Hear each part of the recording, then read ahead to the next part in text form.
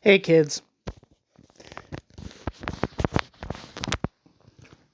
this is a piece from the Trotsky Reappraisal edited by Terry Brotherstone and Paul Dukes. This piece is titled Trotsky and Ryutin from the History of the Anti-Stalin Resistance in the 1930s. It's by Boris Starkov, and the notes on contributors says, Boris Starkov is a doctor of history from St. Petersburg.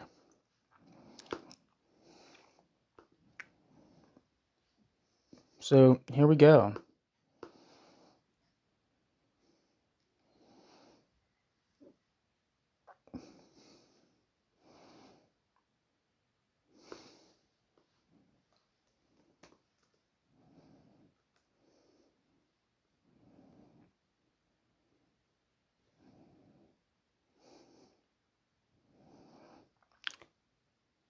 The split in the ruling stratum of the Bolshevik Party, followed by the severance from political leadership of a large group of important leaders, led eventually to the establishment in Soviet society and the Communist Party, at the turn of the 1920s into the 1930s, of the authoritarian regime of Stalin's personal rule. L.D. Trotsky's group had suffered defeat in the political struggle of the 1920s. Trotsky himself had been first exiled to Alma-Ata and then banished from the USSR, and his supporters were either in exile or in political isolation prisons. The organs of state security, the OGPU and the NKVD, the party's Central Control Commission organs, and the local control bodies were largely focused on struggle against dissidents. A rigorous dictatorial regime was increasingly established in the country. However, there still remained some members of the stratum of the party's old guard, which had determined the policy of the party and the state at the beginnings of the 1920s. They held leading positions in local party and Soviet organizations. Thus, at the 16th Party Congress, held in the summer of 1930, out of 1,329 leading party workers, representing 165 districts, 1,178, 88.7%, had joined the party before 1920. It was they who organized resistance to Stalin's regime. Stalinism, the cult of Stalin's personality, simply could not triumph without overcoming this resistance.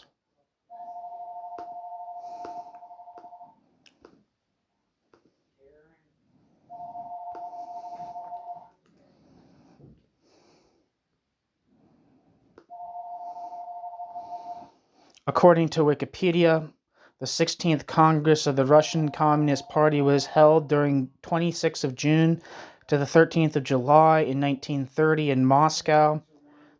The Congress of the Russian Communist Party was attended by 1,268 voting delegates and 891 delegates with observer status. It elected the 16th Central Committee, an exercise of devotion to Joseph Stalin. This is the last Congress to be dominated by the original leadership of the Soviet Union. On the agenda of the Congress, 1. Political report of the Central Committee, Stalin. 2. Organization report of the Central Committee, Kaganovich. 3. Report of the Central Revision Committee, Vladimirsky. 4. Report of the Central Control Commission, Ordzhonikidze. Report of the All-Union Communist Party Bolsheviks delegation to the Comintern, Molotov. 6. Completion of the 5-year plan for the industry, Kuyubyshev. 7. The Kolkhoz movement and the rise of agriculture, Yakovlev. 8. Tasks of the trade unions in the Reconstruction period, Zvernik. 9. Election to the party's central organs.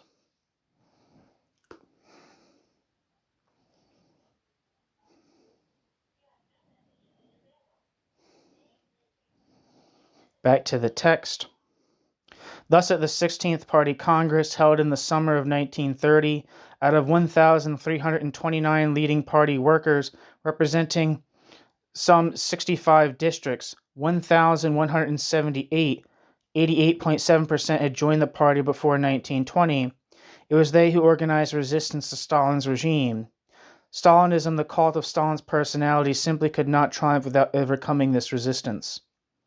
During 1929 and 1930, letters were sent to the party's Central Committee and to the Central Executive Committee of the USSR, the writers of which demanded that Stalin clique be removed from their leading position in the party and the state.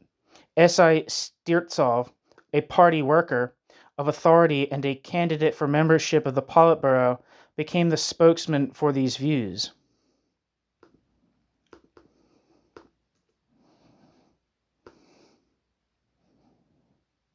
Wikipedia says Sergei Sirtsov lived from 1893 to 1937 and was a Russian Soviet politician and statesman. Sirtsov is best remembered for having served as the head of the Republic government of the Russian SFSR from 1929 until his removal in 1930 for plotting to remove Joseph Stalin. Dude, these Wikipedias have some grammar problems. As head of the All-Union Communist Party Bolsheviks. Sirtsov was arrested in the spring of 1937 during the Great Purge and was executed about 5 months later. Back to the text. S.I. Sirtsov, a party worker of authority and a candidate for membership of the Politburo, became the spokesman for these views. Documents have been preserved in Soviet and party archives that show by the end of the 1920s, Sergei Sirtsov was already beginning to express resistance to Stalin's line. Thus, although Sirtsov had supported Stalin during his trip to Siberia in the idea of applying, quote, extraordinary measures, end quote, to the kulaks, on the spot, he directed that no haste should be shown in the introduction of harsh measures, and this led to conflict between Sirtsov and the Irkutsk regional organization, the leaders of which strove to carry out the leader's instructions at any cost. In a conversation with G.K. Ordzhonikidze in 1930, Karl Radek asserted that, before leaving for the June 1928 plenum of the Central Committee and Central Control Commission, Sirtsov said, talking with his supporters, that he intended to raise the question of replacing Stalin in the post of General Secretary.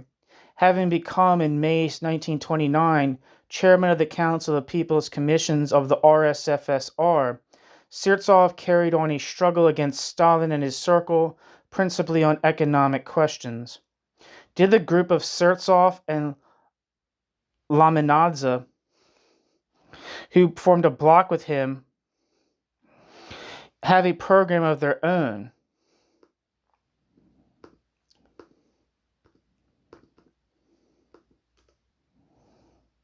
One second.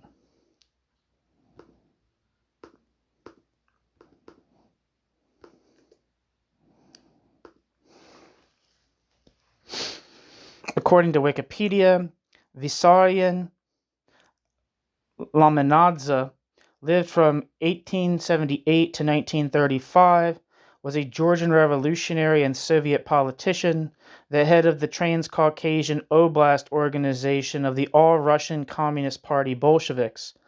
Laminadze is best known as a participant in the Sirtsov-Laminadze affair of 1930, a failed attempt to rein in the power of the Soviet Communist Party General Secretary, Joseph Stalin. I'm going to actually read the Wikipedia for this, the Sirtsov-Laminadze affair. In the history of the Communist Party of the Soviet Union, the left-right bloc was a failed attempt at vocal opposition to the politics of forced collectivization of Joseph Stalin. Vissarion Laminadze and Sergei Sirtsov were recognized as its leaders.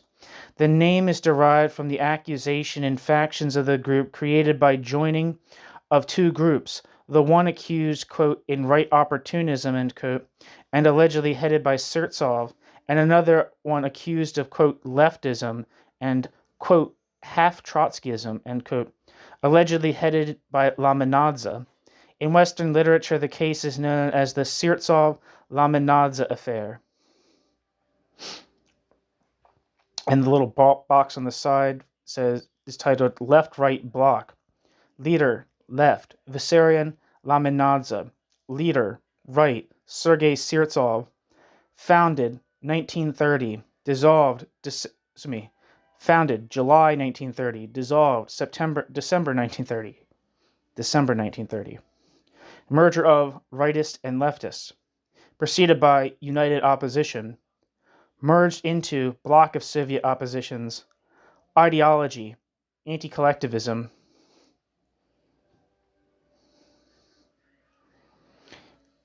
National affiliation, Communist Party of the Soviet Union. The issue was part of the agenda of the November 4th, 1930 joint session of the Bureau of the Moscow Committee of the Russian Communist Party Bolsheviks and the Presidium of the General Control Commission, which considered the issue, quote, on the factional work of comrades Sirtsov, Lamenadze, Shatskin, and others, end quote. The resolution of the session declared in part that Sirtsov had, quote, organized an underground factional center which included Nusinov, Kavraisky, Galperin, Kurz, and others, end quote. And that Lamenadze had, quote, headed a preserved fractional group which included Shatskin, Resnik, and others, end quote. There are opinions that in fact there was no such bloc, that while the dissenting views were public indeed, the whole affair was fabricated. E.g., Roy Medvedev expressed an opinion that Stalin learned some details of a conversation between Sirtsov and Lamenadze. Pierre Brouet wrote that Medvedev was wrong and there was indeed a bloc because some of Trotsky's letters mentioned a real opposition group between Lamenadze, Jan Sten, and Sirtsov. Robert Davies notes that the case was part of the overall 1930 campaign against dissent, actual or potential, within the party. Davies also notes a peculiarity that unlike many other cases of Soviet political suppression, the campaign against Sirtsov and Lamenadze in press did not associate them with, quote, wreckers, nor with, quote, imperialist forces, end quote, abroad. Some of its members later joined a conspiratorial bloc with Leon Trotsky and other anti-Stalin politicians in 1932.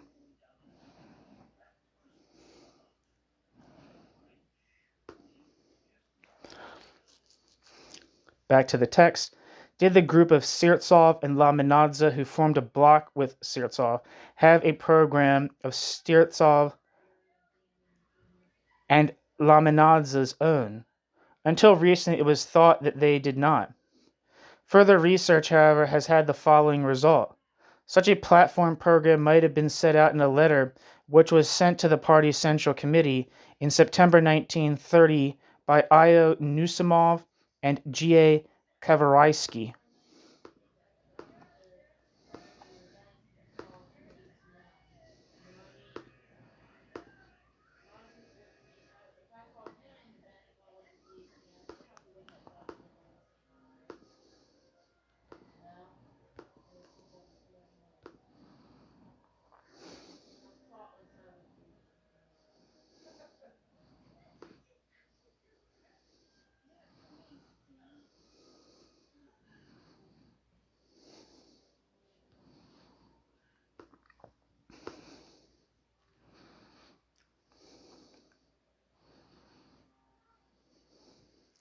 The year 1932 occupies a special place in... Sorry, I was looking to see if there's anything for these people and I found nothing.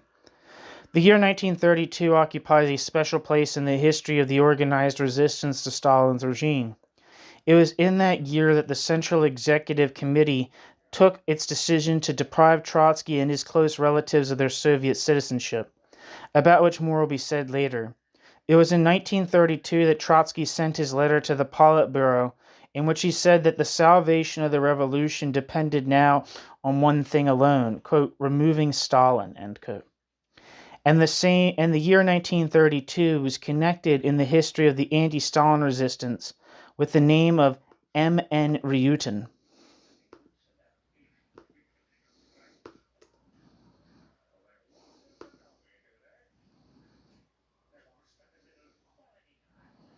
I'm going to read this entire Wikipedia, so you're going to have to suffer through that, because I think this is very important to know because it's in the title of the text. This is actually a very handsome man, if you were curious.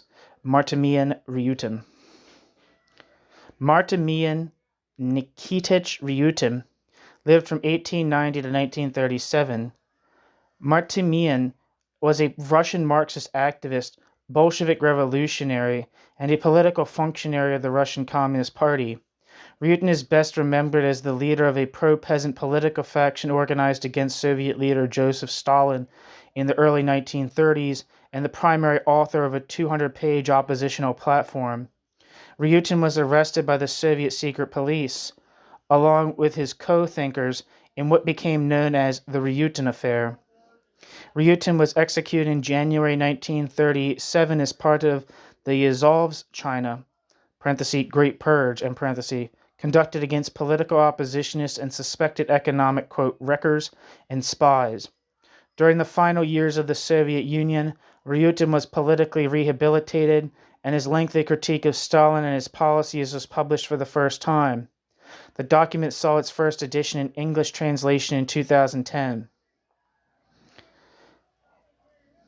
Martimian Nikitich Ryutin was born on February 13, 1890, to a peasant family in Verkhna Ryutino, a village in Irkutsk Oblast in Siberia, then part of the Russian Empire. Ryutin was descended from an Estonian rebel who was exiled in Siberia in 1930. Ryutin worked in a factory from the age of 13, but later graduated from the Irkutsk Teachers Seminary and worked as a teacher and journalist. In October 1914, he joined the Menshevik faction of the Russian Social Democratic Labor Party. Drafted into the Russian army in June 1915, he reached the rank of ensign in a Siberian Reserve Regiment and was transferred to Harbin in China, where he was elected chairman of the Harbin Garrison Soviet during the February Revolution, and joined the Bolsheviks in summer 1917, around the time that he was elected chairman of Harbin Soviet, but in December was forced to return to Irkutsk after the Chinese had threatened military action against radicalized Russian units in Harbin. During the Russian Civil War, which followed the 1917 revolution, Ryutin commanded a military group in the Irkutsk region. Following his time in the military, Ryutin became a full-time political functionary of the Russian Communist Party Bolsheviks, the RKP (B). From 1920 to 1921, Martimian Ryutin was the head of the Irkutsk Gubernia Committee of the Russian Communist Party. In 1922, Martimian Ryutin was made secretary of the Dagestan Oblast Committee of the party, a position which he retained through 1929 when he was transferred to Moscow. In the capital, Ryutin was first named the head of the Zamoskvorecha Rayon Committee of the Communist Party. He was promoted to head of the more important Krasnaya Presnya Rayon Committee of 1927. Ryutin was elected as a delegate to the 14th Congress, December 1925, and 15th Congress, December 1927, and what was by then known as the All-Union Communist Party Bolsheviks, the VKPB. The latter elected him a candidate, non-voting member of the Central Committee of the VKPB. Martimian Ryutin was a supporter of the moderate agrarian policies of the new economic policy and held views closely associated with such, quote, moderate party leaders as Nikolai Bukharin, Nikolai Ulganov, and Alexei Rykov. During the period when the, quote, moderates were on the same side as Joseph Stalin against Leon Trotsky and the left, Ryutin held hardline views on party discipline. In 1923, he declared, quote, the party cannot be without leaders, ... The Mensheviks and those petty bourgeois groups with which we have come to blows were always inclined to speak a great deal about democratism. We, however, have always subordinated the principles of democratism to revolutionary expediency. We will continue to do this in the future. End quote. Martimian Ryutin. During 1927, Ryutin was the main organizer of the strong-arm squads known as, quote, Uglanov's hooligans, end quote, who used intimidation to break up opposition meetings in Krasnaya Presnya district. In November 1927, Martimian Ryutin and others forced their way into a locked building where Ivar Smilga and Yevgeny Preobrazhensky were holding an opposition meeting and began assaulting them. Martimian Ryutin also disrupted the last public demonstration by the left when Trotsky and others spoke at the funeral of Adolf Joffe, who had committed suicide in protest at the state of the Communist Party. Martimian Ryutin spoke on behalf of the leadership in such a confrontational style that Trotsky had to intervene to dissuade the crowd from attacking him.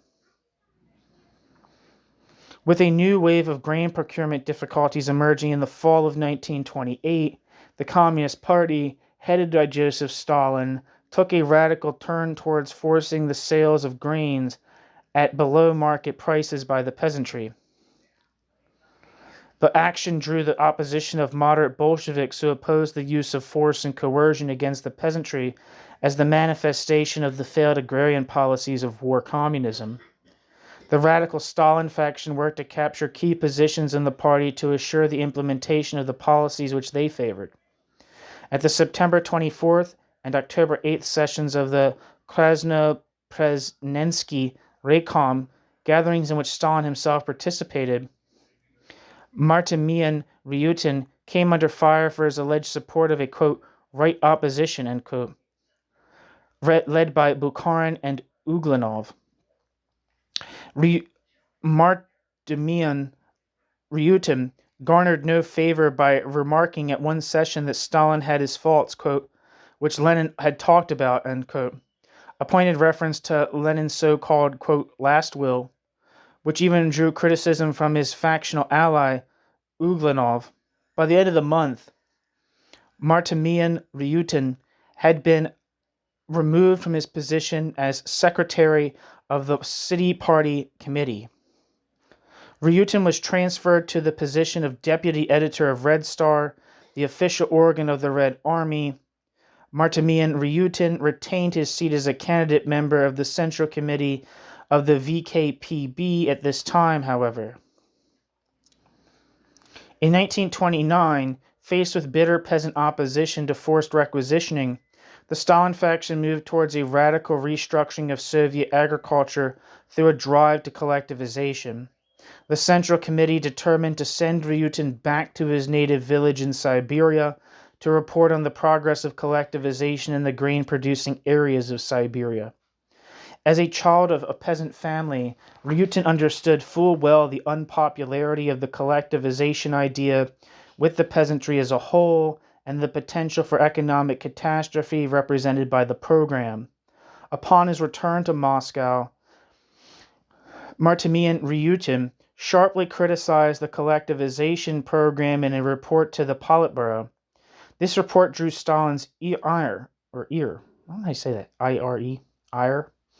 But he nevertheless made use of Martimian Ryutin's analysis as part of Stalin's seminal article, Dizzy with Success.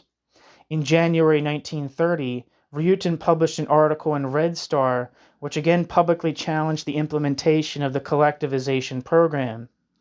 In February 1930, the Soviet government created a new body, the All-Union Cinema Industry Combine, or Soyuzkino,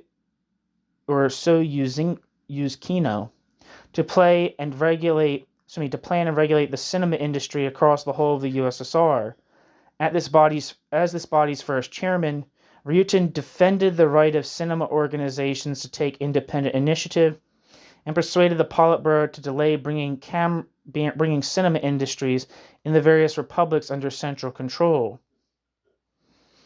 On March 1st of that same year, Martimian Ryutin was made a member of the Presidium of the Supreme Council of National Economy, VSNKH, one of the leading state economic planning organizations of the period. Unlike Bukharin and other leading members of the so-called, quote, right in the Communist Party, Ryutin refused to recant his views and endorse the policies of Stalin and his associates. The Stalin faction launched an effort to eliminate Ryutin from the Communist Party in the fall of 1930. Ryutin was accused of, quote, propagandizing right oppositionist views, end quote. And the move was made not just from the Central Committee of the RKPB, but to expel him from the RKPB completely. Despite having made an aggressive defense of his position before the Central Control Commission, the Communist Party's disciplinary body, Ryutin's expulsion was ultimately confirmed by the Politburo on the 5th of October 1930. Now outside the party, Ryutin no longer had protection against the secret police, OGPU. On November 13, 1930, Ryutin was arrested by the secret police, charged with having engaged in counter-revolutionary agitation. Ryutin was held in jail for investigation but was ultimately released on the 17th of January, 1931, for lack of sufficient evidence.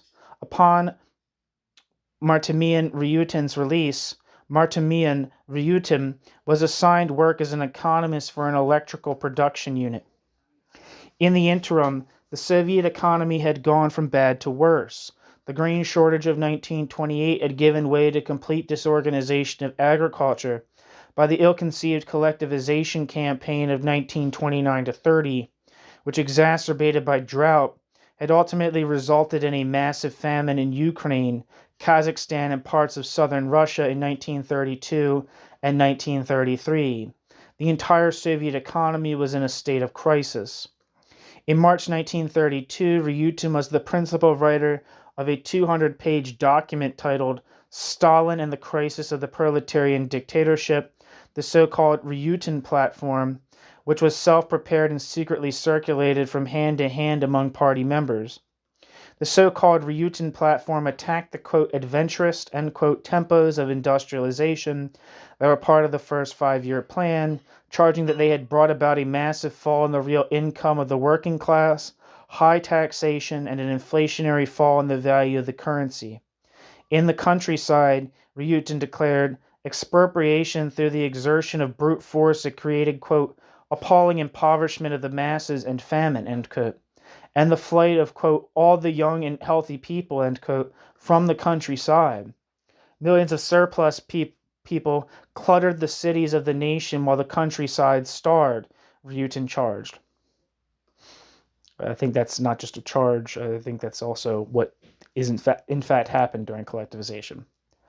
A second document appealed to the members of the Russian Communist Party, end quote, or VKPB, was also prepared and circulated on behalf of a faction called the Union of Marxist-Leninists. In this document, Martimian Ryutin placed the blame for the Soviet Union's catastrophic economic situation on the doorstep of General Secretary of the Communist Party, Joseph Stalin, writing, quote, the party and the dictatorship of the proletariat have been led into an unknown blind alley by Stalin and his retinue and are now living through a mortally dangerous crisis.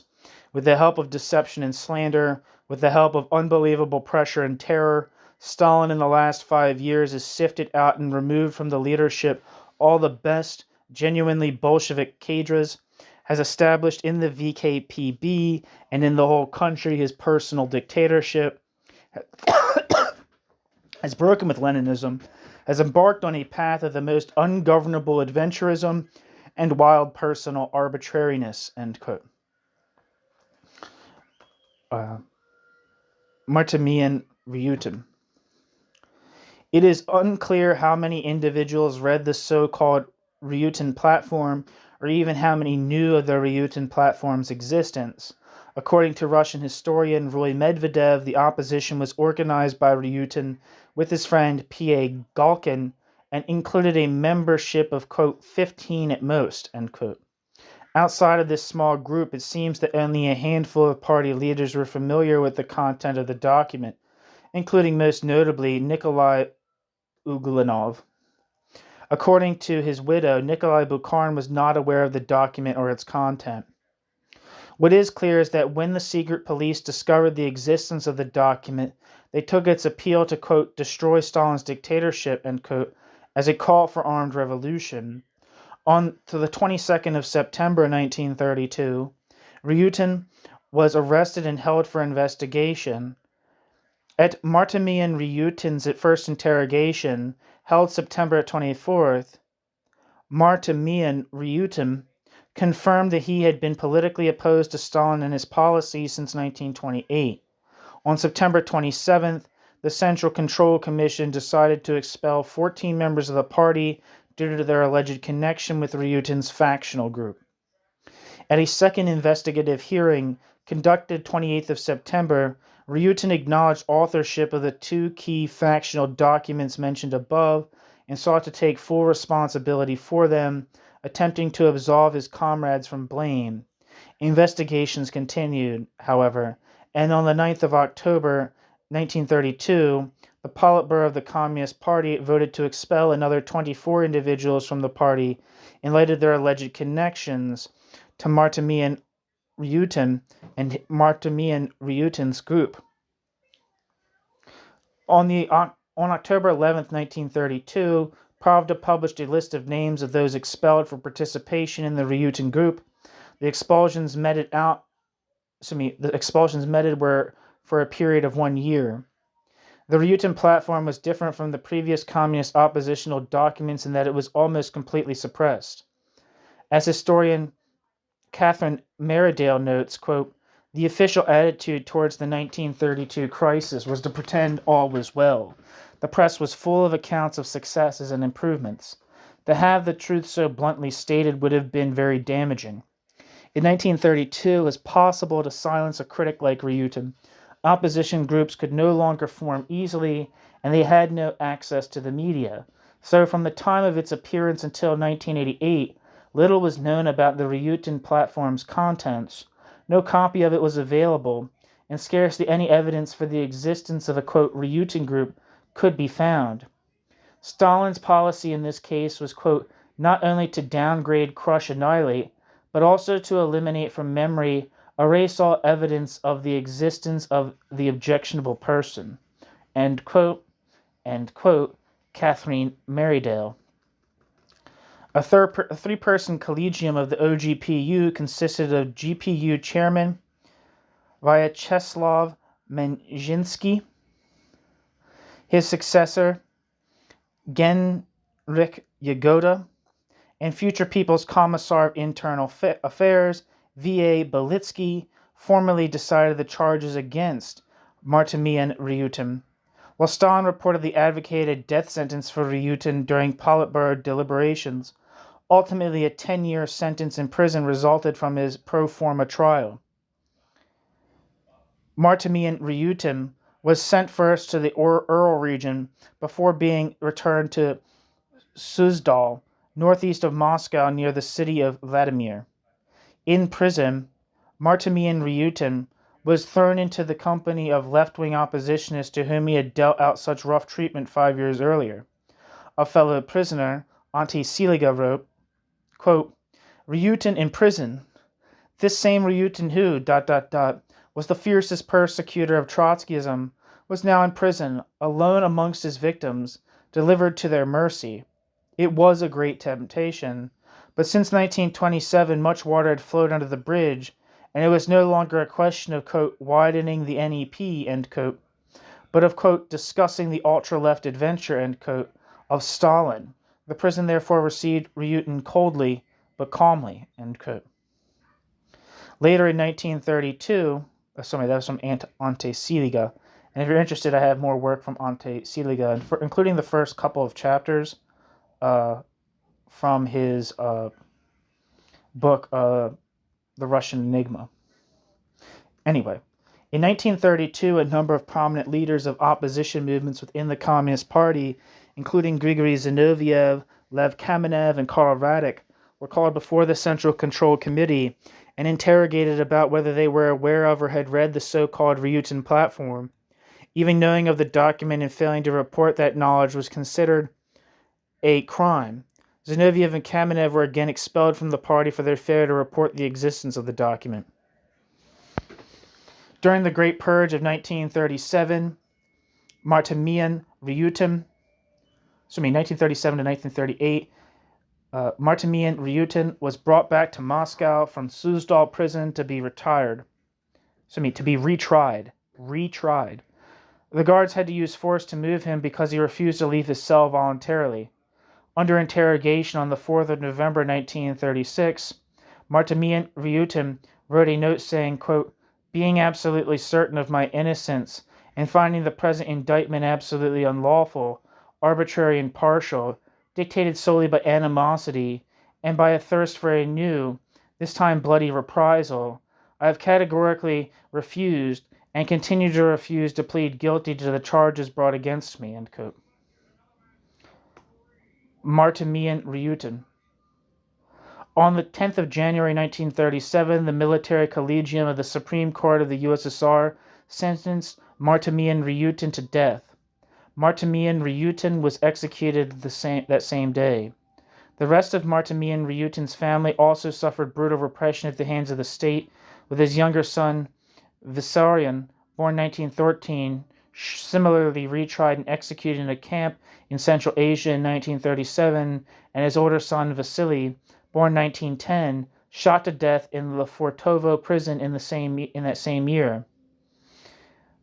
Martimian Ryutin's widow was sent to a camp of the Gulag located in Karaganda, where she also perished, and the daughter, Lyuba Ryutina, survived the terror. At the 20th Congress of the CPSU, Martimian Ryutin's daughter proposed the posthumous rehabilitation of her father and two brothers. This effort failed.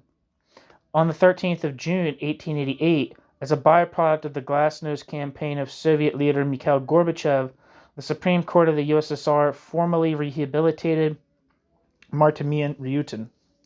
The so-called Ryutin platform, long locked in the archives of the KGB, was published for the first time in 1990, serialized in 5 parts in the official journal of the Central Committee of the Communist Party of the Soviet Union.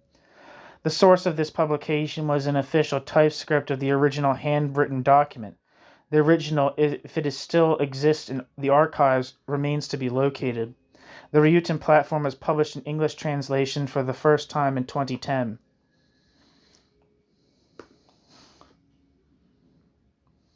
Okay, so back to the text.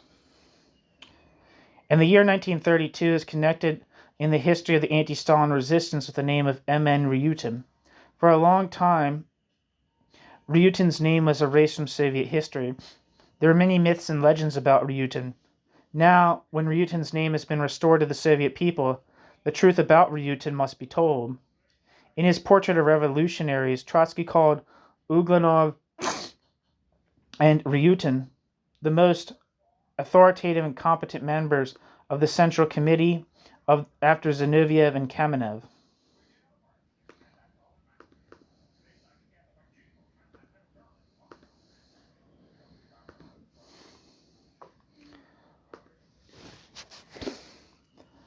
Wikipedia says Nikolai Uglanov lived from 1886 to 1937.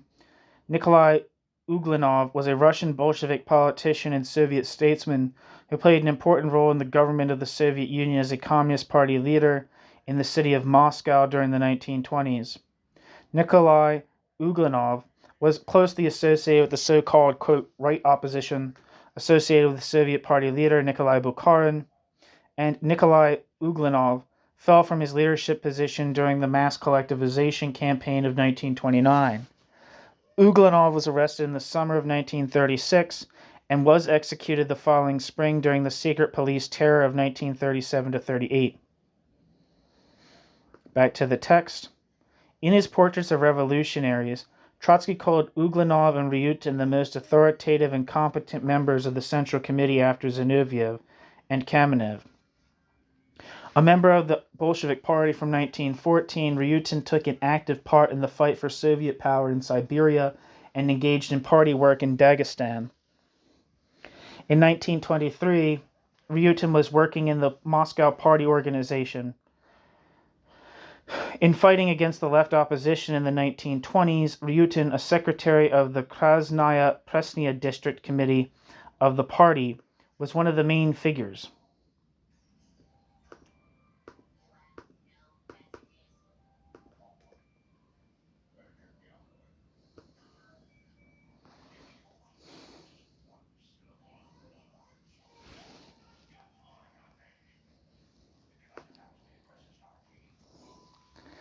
In those days, Ryutin was spoken of as the leader of, quote, Uglanov's hooligans. Ryutin took on the hardest task in the fight against the opposition, and so it was no accident that the Moscow Party Committee assigned Ryutin to speak at Yoffa's funeral.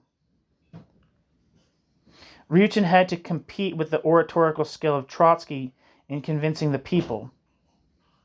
It was with the name of Ryutin that the most important organized action against Stalin in the 1930s was connected. Martimian, I think it's your name. As I said, is that what I was saying before? Martimian Ryutin did not arrive at once at the idea of combating Stalin and his circle. In the spring of 1928, Martimian Ryutin still considered that the chief danger to party and state lay in Trotsky's ambitions. 3 years later, in his work titled Stalin and the Crisis of the Proletarian Dictatorship, Ryutin wrote this, quote, Trotsky's prognosis has been confirmed.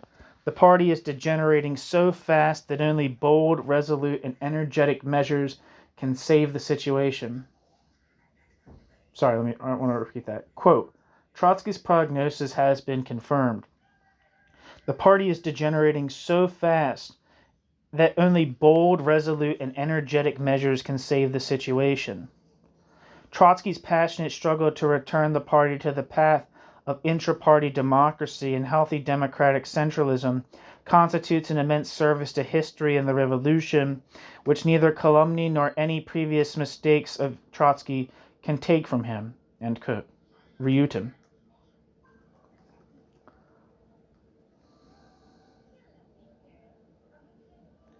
Ryutin, Martimian. I feel like I'm not saying his name right. It's not in the text, but I just want to practice saying because I wanted Martimian Ryutin. Martimian Ryutin gave in this work a detailed characterization of Trotsky. Here it is, quote, not genius, only very great talent. A comprehensive European education, brilliant wit, but not a profound intellect. No profound theoretician, only a publicist in Marxist writing without a peer in the whole world, inclined to favor beautiful schemes and brilliant revolutionary phrases, instead, at times, of concrete analysis, an iron will which sometimes degenerates into obstinacy, a colorful big personality, an outstanding orator, a world-scale tribune, sincerely and deeply devoted to the cause of communism, that is, Trotsky as a leader, end quote. Ryutin. Martimian Ryutin evaluated Trotsky's role in the socialist revolution as objectively beyond compare. Quote, the victor of the proletarian revolution and the proletarian revolution's highest ascent will always be linked with the name of Trotsky, end quote. Later, Martimian Ryutin comments on Stalin's insinuations against Trotsky. Quote, Stalin's statement that Trotskyism is the vanguard of the international counter-revolutionary bourgeoisie is simply stupid. Today it is the fascist organizations that are that vanguard. ... Stalin calls any opposition to Stalin's policy counter-revolutionary.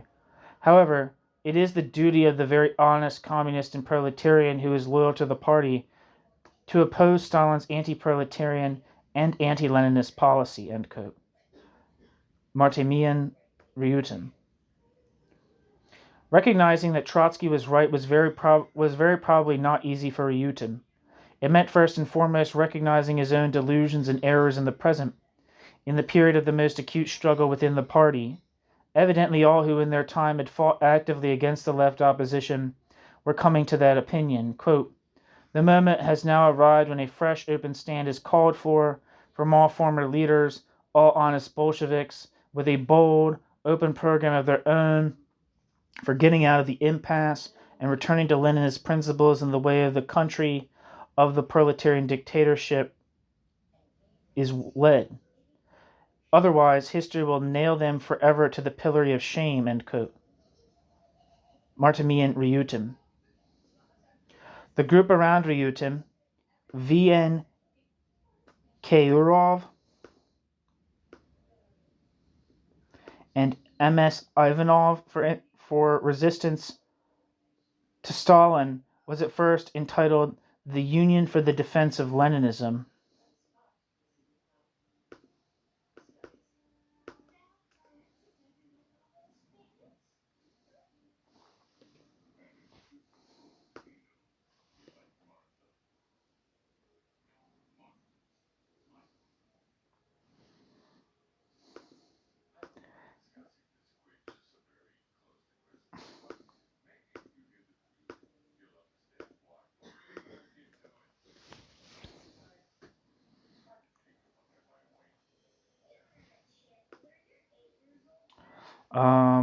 I'm not seeing anything for MS Ivanov, but for VN Keurov,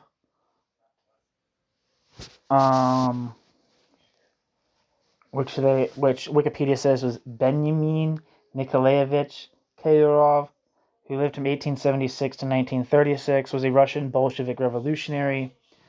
Keurov was a working-class Bolshevik militant who joined the Russian Social Democratic Labor Party in 1900 and adhering to the Bolshevik faction from 1903. By the time of the February Revolution, Keurov was working in the Ericsson factory in Vyborg, St. Petersburg.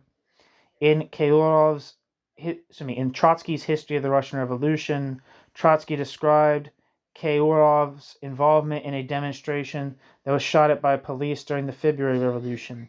Quote, a worker Bolshevik, Keurov, one of the authentic leaders in those days, bracket February 1917, and bracket, relates how at one place, within sight of a detachment of Cossacks, the demonstrators scattered under the whips of the mounted police, and how he, Keurov, and several workers with him, instead of following the fugitives, took off their caps and approached the Cossacks. With the words, quote, brother Cossacks, help the workers in a struggle for their peaceable demands. You see how the pharaohs, bracket police, and bracket treat us, hungry workers, help us, end quote.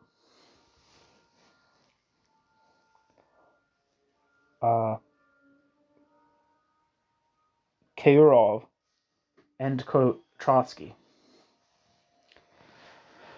When Vladimir Lenin was forced into hiding during the July days, the first hiding place Lenin used was Keurov's apartment. During the Russian Civil War, Keurov had led a detachment of Petrograd workers on the Kazan front. Keurov was on the general staff of the Fifth Army in charge of the political section. Following his involvement in the Ryutin affair in 1932, he was expelled from the Communist Party. Then in 1936, he refused to confess to a list of crimes and was shot.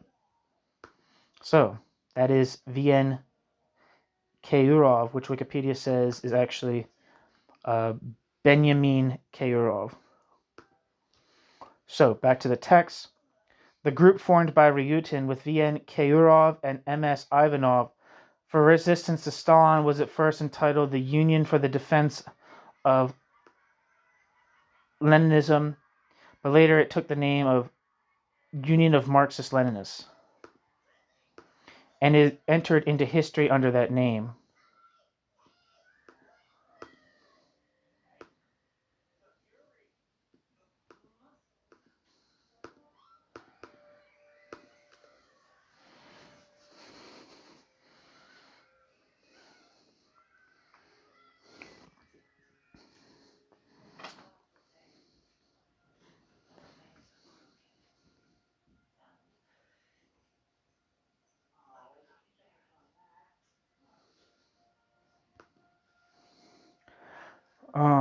Sorry, I was looking for the Union of Marxist-Leninists, but I'm not seeing anything.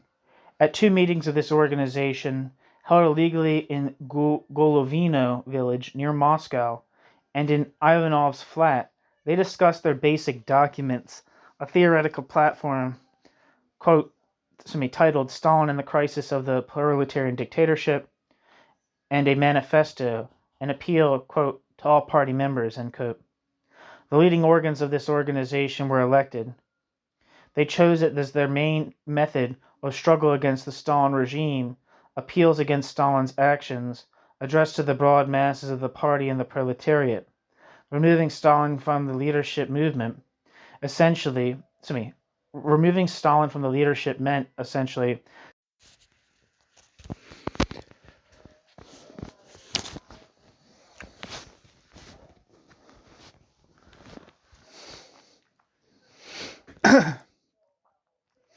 removing Stalin from the leadership meant essentially dismantling a system which had already to a considerable extent come into being and which was taking the next steps to consolidate itself. Soviet society was at that time not at all as monolithic as our official historiography asserted until recently. Anti-Stalin sentiments were characteristic of the part of the proletariat, and especially of the peasants and village intelligentsia. This is proved in particular by the summaries of political sentiments which were prepared for the country's leaders by the Information Department of the OGPU. In October 1932, such a summary was compiled by the Secretariat of the Central Executive Committee for a mass circle of the party and Soviet leadership, on the basis of 408 letters which had been received by the Central Executive Committee. One of these letters said, quote, "You do not know the real sentiments of the working masses. You have based your line not on the working class masses, but on the technicians and bureaucrats, who carry out unquestioningly all ideas from above, even when they know that this means dooming the masses to ruin and death. Bracket, for example, famine in the Ukraine and North Caucasia. All this is done in the name of the general line, to please Stalin.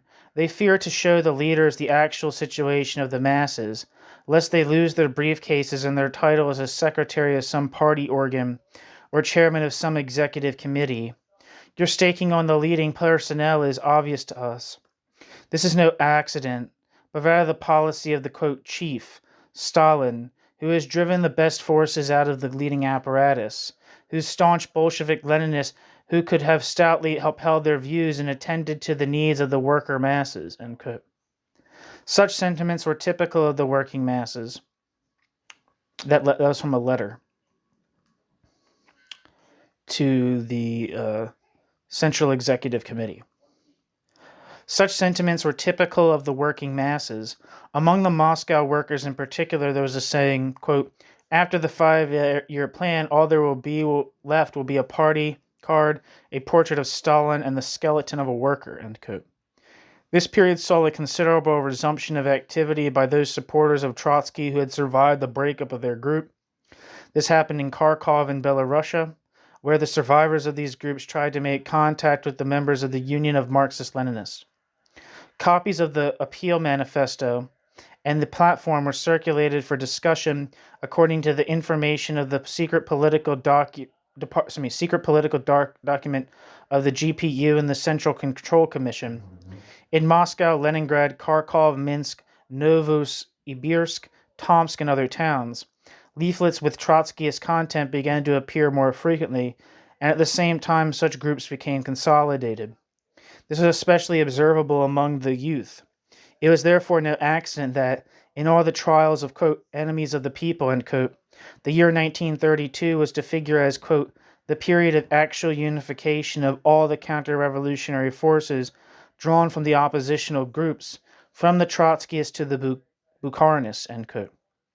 Parenthesis. This quotation comes from a letter of Stalin to Molotov in connection with the appointment of Anti-Stalin as People's Commissar for Internal Affairs. It must be said, however, that in none of the programmatic statements or other documents have we found evidence of any calls for armed uprising or terror directed against Stalin and Stalin's clique. Many documents contain the demand, quote, to remove Stalin, end quote, which for many party members was associated with Lenin's call for Stalin's transference and removal from posts of party political leadership. It was this demand, though, that the workers of the administrative organs and the Central Control Commission treated as meaning a move towards a campaign of terror against the Stalin Circle. In particular, such stupid charges were leveled against a group of old party members headed by N.V. Eismont, A.P. Smirnov, V.N. Tolmachev in November 1932. As already mentioned, very effective methods were applied against oppositionally minded groups through the punitive organs of the Soviet state and the party's central organs. The activity of Trotsky and his supporters had been kept under close surveillance by the GPU's secret political department since the mid-1920s. Abroad, his activity was the object of no less careful observation by members of the OGPU's foreign department. The materials assembled by the Central Executive Committee in connection with the stripping of Soviet citizenship from Trotsky and his close relatives include information about his, quote, anti-Soviet and counter-revolutionary, unquote, activity after he went abroad. This information was compiled by S.A. Messing, the head of the Foreign Department, and the report was signed by the deputy chairman of the OGPU, V.A. Belitsky. The information collected shows that Trotsky's activity was observed and thoroughly examined by able state security organs operating abroad. Special attention was given to the channels by which Trotsky maintained contact with his supporters in the USSR, and the activity of his daughter Zinaida Volkova and his son Leon Sadov Trotsky, who had both been deprived of Soviet citizenship along with their parents. Typically, Trotsky's case was dealt with together with the cases of well-known Russian social democrats such as Garvey. For Stalin and his circle at that time, Menshevism and social democracy were synonymous with counter-revolution and fascism. Consequently, linking Trotsky with social democrats and his ideas with Menshevism automatically meant accusing Trotsky of anti-Soviet and counter-revolutionary activity.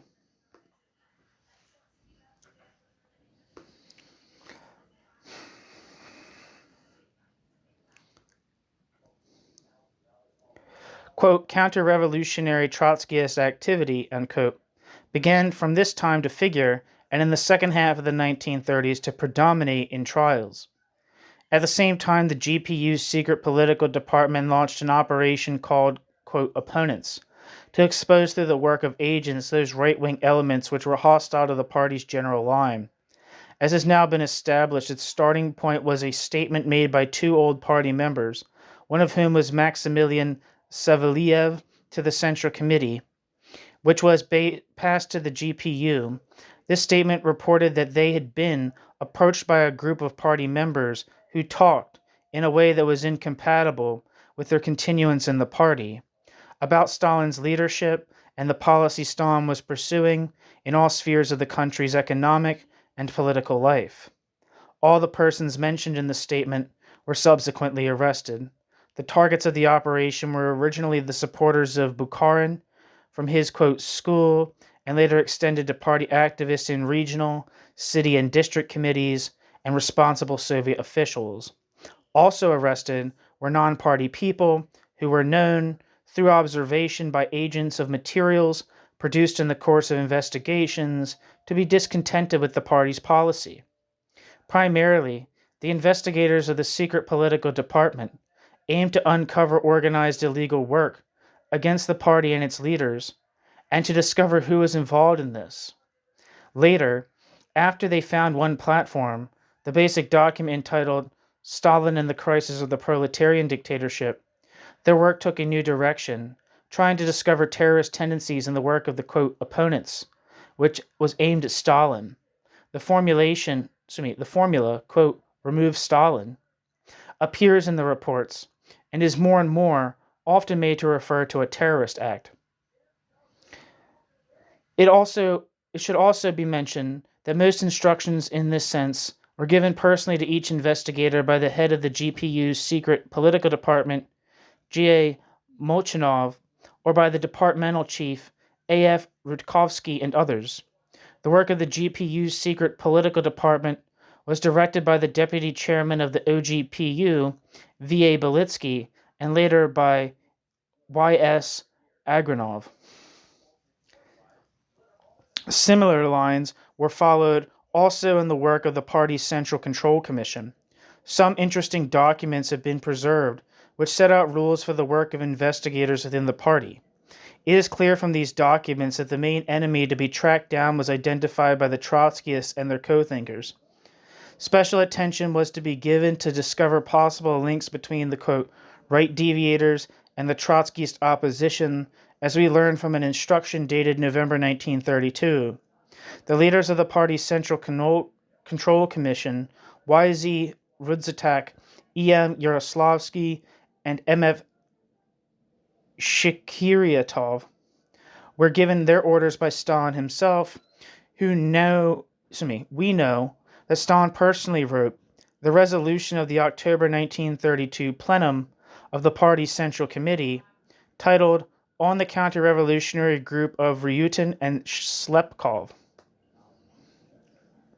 When they spoke on the matter at this plenum, Stalin, P.P. Postyshev, E.M. Yaroslavsky, and V.A. Belitsky emphasized, quote,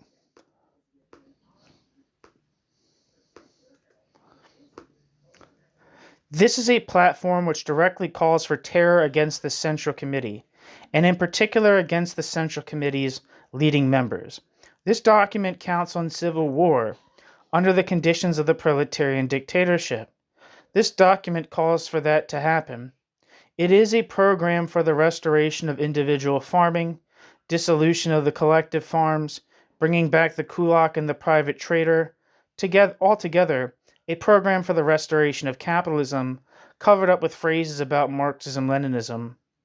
It is, through and through, a slanderous, foul, counter-revolutionary document. Also, the document counts on unification of all who are discontented with the party's policy. Trotskyist writes the workers' opposition for joint action against the party line, and in particular against Comrade Stalin. End quote.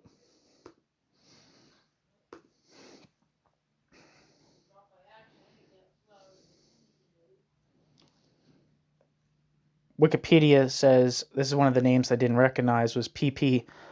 Postyshev. Pavel Postyshev lived from 1887 to 1939. Pavel Postyshev was a Soviet politician, state and Communist Party official, and party publicist. Pavel Postyshev was a member of Stalin's inner circle before falling victim to the Great Purge. In 2010, a court in Kiev refused to posthumously rehabilitate Postyshev, citing his complicity in, quote, genocide because of his part in causing the Holodomor, mass famine in Ukraine in the 1930s. Back to the text. The basis for repressive measures to be taken against communists was, as already mentioned, the resolution of the plenum which had been prepared by Stalin in person. This served as a fully specific directive to the party organizations. The essence of it was immediate expulsion from the party of all who knew about the existence of this counter-revolutionary group, especially those who read its counter-revolutionary documents and did not report them to the Central Control Commission and the Central Committee of the party as harborers of, quote, enemies of the party and the working class, end quote. As can be seen, the step from, quote, enemies of the party to, quote, enemies of the people, end quote, was quite short. This resolution provided the basis for preparations for the session of the Presidium of the Central Control Commission held on the 9th of October 1932. The shorthand report of this meeting shows that the main blow was struck at former leading party members, primarily Zinoviev and Kamenev, since they were available, and also, especially, at Trotsky. It was a further step towards the latter's political discreditation. Accordingly, most of the speakers gave great attention, quite groundlessly, to the fact that the Ryutin group's documents had been circulated among members of the left opposition in Kharkov and Moscow. The basic proof of an attempt to form a united front against Stalin and his circle consisted of additional depositions obtained on the 5th of October 1932 from G.E. Ryutin. I don't know who that is. I'm going to look them up. I should mention that there was a problem earlier where my phone stopped recording. So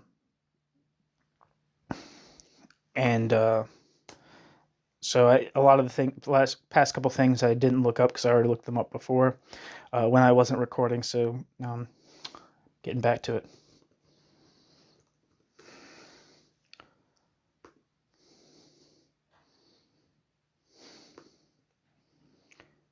Yeah.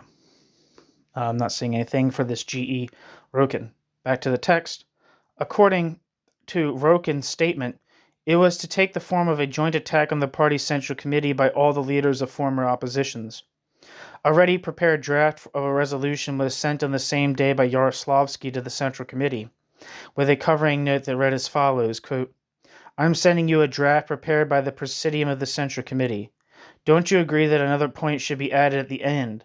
A call to all party members to strengthen class vigilance in relation to the activity of such double dealers, and to fight against the slightest sign of a conciliatory attitude towards opportunist views and opportunist activity on the part of any party members? End quote. This note and draft were addressed to Rudzatak and Stalin.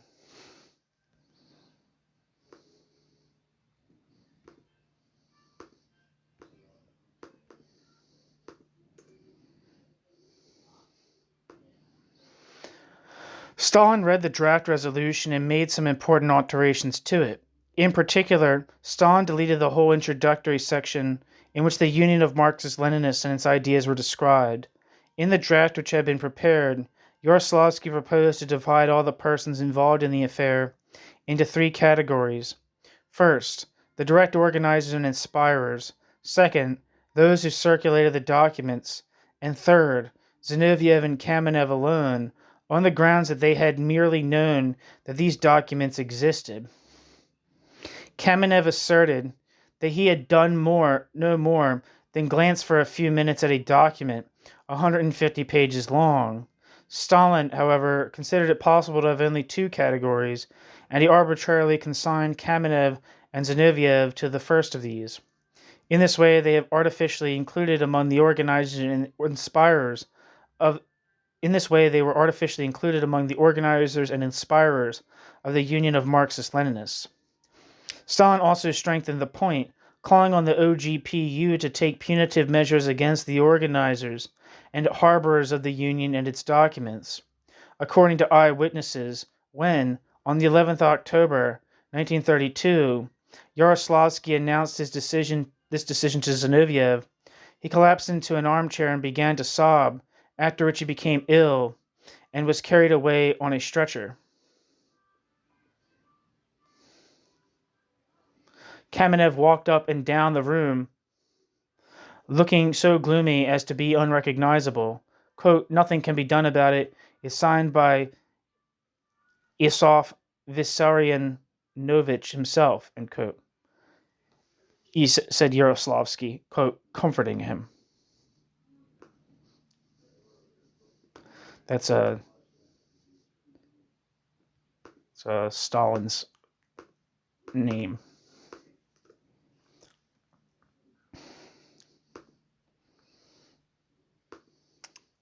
That same day, the Collegium of the OGPU, consisting of V.R. Mesninsky, G.G. Yagoda, and V.A. Belitsky, and the Procurator Pruss, decided on the penalties to be imposed on the persons accused in the case of the Union of Marxist-Leninists.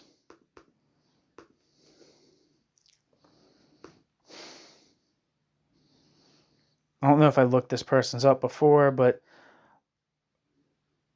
Vyacheslav Rudolfovich Menjinsky lived from 1874 to 1934 and was a Soviet revolutionary and politician who served as a chairman of the OGPU, the secret police of the Soviet Union, from 1926 to 1934. Born to Polish parents in St. Petersburg Menjinsky joined the Russian Social Democratic Labor Party in 1902. Menjinsky emigrated from Russia in 1907 and spent the next decade in Europe and the United States. After the 1917 February Revolution, Menjinsky joined the Cheka in 1919, and in 1923 was promoted to the Cheka's deputy under Felix Dzerzhinsky. After Menjinsky's death in 1926, Vyacheslav Menjinsky became head of the Cheka's successor, OGPU. Excuse me, I guess that's after Dzerzhinsky's death in 1926.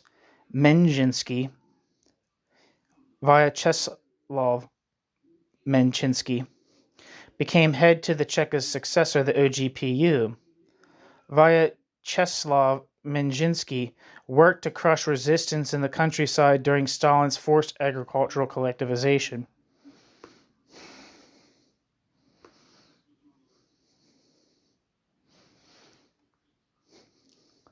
Back to the text. That same day, the Collegium of the OGPU, consisting of V.R. Menjinsky, G.G. Yagoda, V.A. Belitsky, and the procurator Pruss, decided on the penalties to be imposed on the persons accused in the case of the Union of Marxist-Leninists. M.N. Ryutin received the longest prison sentence, 10 years. The case of Ryutin and Ryutin's supporters had far-reaching consequences. First and foremost, it entailed a harshening of the regime, a gradual transition to a policy of annihilating the party and Soviet elite in the ruling stratum. By Stalin's order, the OGPU organs, and primarily the secret political department, began to get to work on all who in any way spoke critically of Stalin. At a gathering of heads of territorial, regional, and republic organs of the OGPU, orders for guidance were issued by Rudzatak, the chairman of the Central Control Commission, and L.M. Kaganovich, the secretary of the Central Committee. They required the state security organs to concentrate their efforts on uncovering illegal underground organizations and organizations of the Ryutin type. Special attention was given to the need to make more severe the custodial regime for persons convicted of counter-revolutionary Trotskyist activity. This was a sort of prelude to the Moscow trials in the years of the, quote, Great Terror. How did public opinion react to what had happened? Above all, Stalin and his circle did everything to ensure that as little information as possible got out. The article in Pravda, accompanying partial publications of the resolution of the Central Control Commission, failed to present the true picture. Furthermore, everyone connected with the Union of Marxist-Leninists was denounced as accomplices of the White Guards and counter-revolutionaries. Stalin gave orders on how matters were to be explained in the press. Ryutin and his supporters were called Trotskyists. Obscure information on this point was conveyed at plenums of party committees in Moscow, Leningrad, Yaroslavl, Rostov, Novosibirsk, and other places. Nevertheless, they did not succeed in deceiving the party masses. This is proved by the letters from communists, mostly anonymous for easily understandable reasons, which were sent to the Central Committee, to Pravda, and to the Central Soviet organs. Quote, the masses want Lenin's party, not Stalin's. Distrust of Stalin's leadership has increased among the masses. 90% of the working people are in solidarity with the expelled members, who are true Leninists, while the Stalinist leadership is following a policy that leads to the crushing and impoverishing of the working people. We must openly acknowledge that Lenin's party is no more. The peasants are experiencing military feudalism. Long live Lenin's party, not Stalin's. So reads one of these, end quote. So reads one of these letters. Here is a very typical excerpt from another letter. Quote, Uglanov, Ryutin, Zinoviev are counter-revolutionaries. Who says so? It is not they but the Stalinists who are counter-revolutionaries. You have terrorized the country. You have driven the party underground. The country is ruled by Stalin's dictatorship, a savage and bloody regime such as it has never known before. End quote. This, be it noted, was written in 1932-33.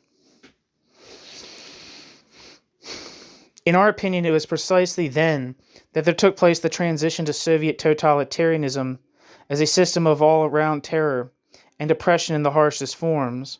November 1932 saw the arrest, to be followed by repression, of party members N.V. Eismont, A.P. Smirnov, and V.N. Tolmachev, whose chief crime consisted in their having talked at evening parties about the need to remove Stalin from the post of General Secretary of the party. On the 23rd of January 1933, it was decided to remove A.P. Smirnov from the membership of the Presidium of the Central Executive Committee of the USSR. A.S.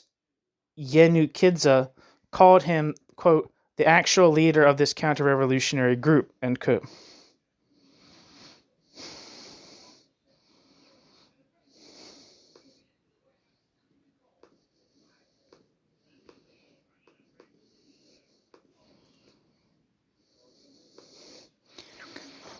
Wikipedia says Avo Yunikidze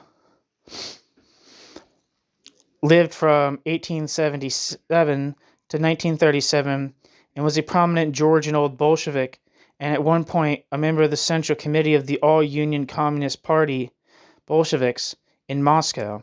In 1932, along with Mikhail Kalinin and Vyacheslav Molotov, Yenukidze signed the infamous Law of Spikelets.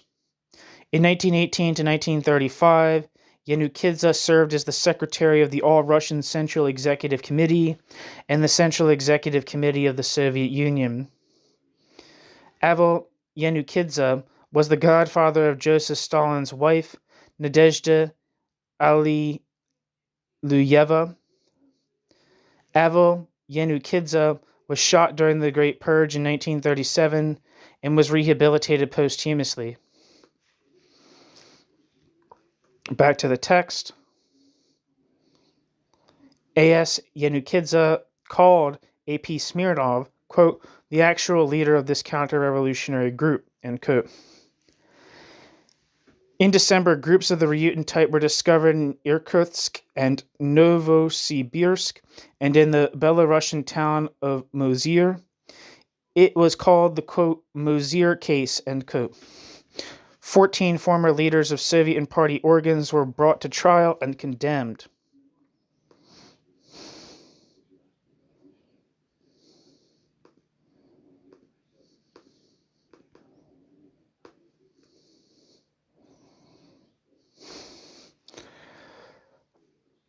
Where am I?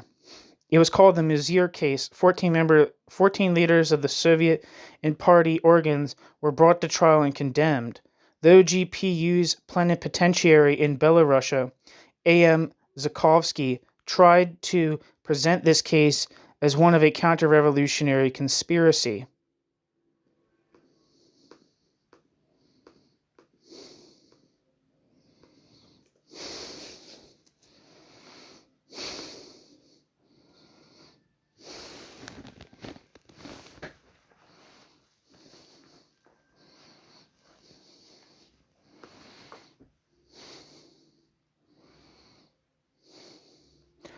The scenario of the charge, the focus of the investigation, and the course of the examination by the Central Commission of the Belarusian Communist Party had much in common with the, quote, Ryutin case.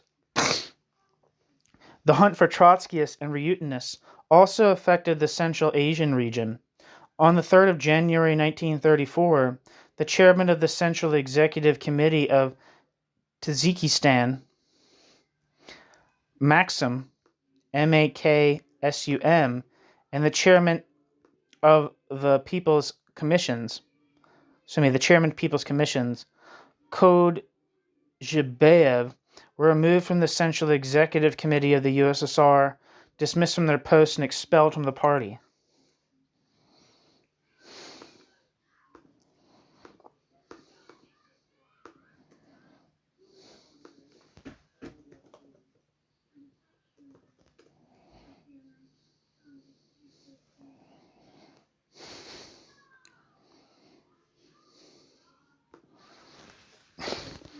Back to the sorry, I'm looking some of these people up. Looked up Maxim, found nothing, and this code Zhibayev. I don't think I'm saying anything for it either.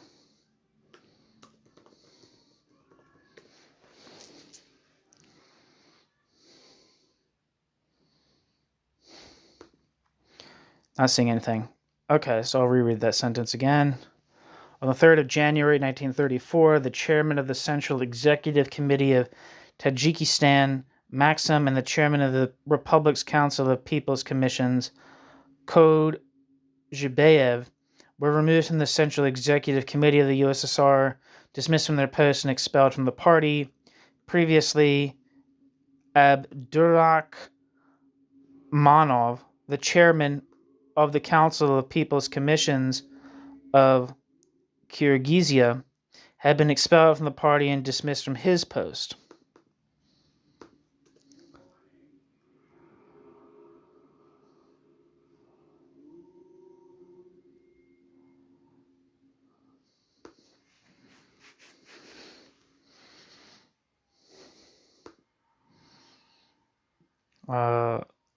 Didn't find anything for any of the people named in that sentence.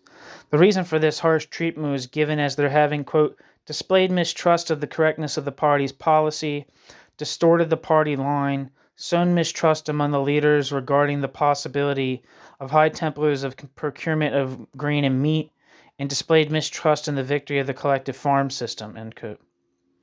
In their case, the practice was tried out of having them give public testimony at a meeting of the party faction at the third session of the 6th Central Executive Committee of the USSR. This took place on the eve of the 17th Party Congress, which played a vital role in consolidating Stalin's despotism. One sometimes hears of a, quote, Kirovist alternative to Stalin, end quote, of socialism with Kirov's face. This idea seems to us to lack adequate foundation.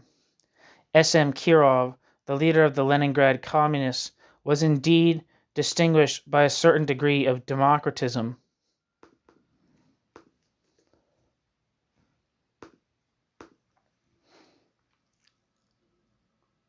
As compared with Stalin. Wikipedia says Sergei Kirov lived from 1886 to 1934 and was a Russian and Soviet politician and Bolshevik revolutionary. Sergei Kirov was an early revolutionary in the Russian Empire and a member of the Bolshevik faction of the Russian Social Democratic Labor Party. Sergei Kirov became an old Bolshevik and personal friend of Joseph Stalin, rising through the Communist Party of the Soviet Union ranks to become head of the party in Leningrad and a member of the Politburo. On the 1st of December 1934, Kirov was shot and killed by Leonid Nikolaev at his offices in the Smolny Institute. Nikolaev and several alleged accomplices were convicted in a show trial and executed less than 30 days later. Sergei Kirov's assassination was used by Stalin as a reason for starting the Moscow trials and the Great Purge. Back to the text. Kirov had succeeded in winning definite authority in one of the largest party organizations, but Kirov was just as much a Stalinist as the rest. A purge of Trotskyists and Zinovievists from the Leningrad party organization was carried out with Kirov's direct participation, and Kirov encouraged excesses in the establishment of collectivism. The special position of Leningrad is, quote, the second capital, end quote, and the center of Soviet defense industry to a large extent, guaranteed Kirov a special position in the party's central committee's Politburo. It was evident for that reason that a group of delegates, led by Verekis, went to him with a complaint about Stalin's rudeness.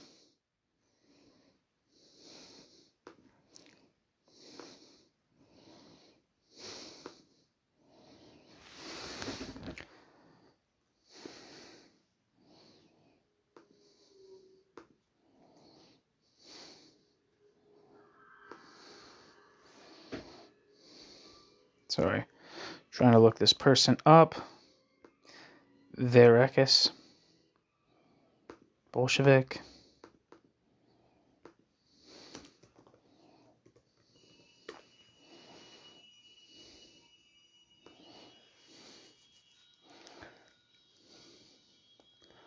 I don't know if this is the same person, but Yosef Fereikis lived from 1894 to 1938 and was a Soviet-Lithuanian politician and Communist Party official. Back to the text. It was evidently for that reason that a group of delegates led by Verekis went to him with a complaint about Stalin's rudeness. Later, at a meeting with Ordzhonikidze, they proposed that Kirov stand against Stalin as the Central Committee's secretary. Stalin was to be transferred to the post, then held by V.M. Molotov. Kirov told Stalin frankly about this, saying that he had caused dissatisfaction by his conduct. Kirov's actions had no result except to arouse hostility and suspicion toward himself and the whole Congress on Stalin's part. The, quote, Congress of Victors, end quote, took place in accordance with a scenario well prepared by the apparatus. This included public declarations of repentance by the former oppositionists Bukharin, Kamenev, Zinoviev, and Lominadze. There was no supporters of Ryutin or Trotsky among them, for they directed their appeal to the broad masses of the people, to the proletariat.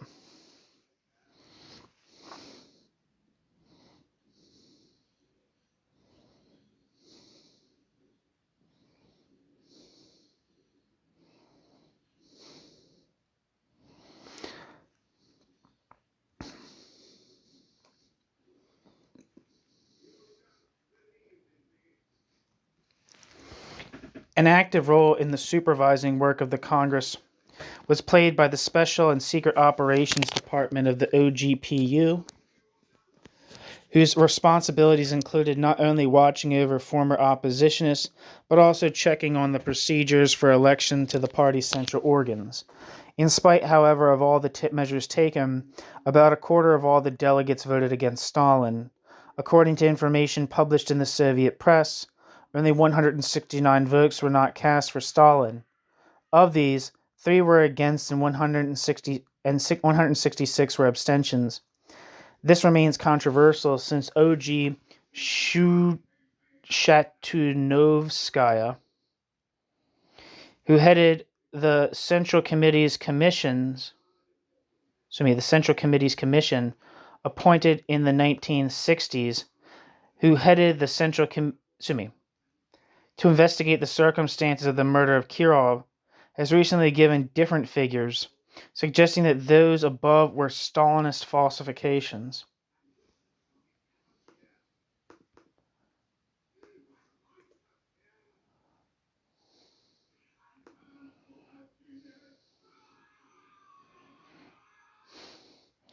Wikipedia says Olga Grigoryevna Shatunovskaya lived from 1901 to 1990 and was a prominent old Bolshevik. In 1918, she was the secretary of the head of the Baku Council of People's Commissars. Olga Grigoryevna Shatunovskaya served an 8-year sentence in the Kolyma Gulag. Olga Shatunovskaya played an important role in the implementation of de-Stalinization in the Soviet Union. A survivor of the Gulag, Olga Shatunovskaya was a member of the Shvernik Commission created by Nikita Khrushchev to investigate the crimes of Joseph Stalin.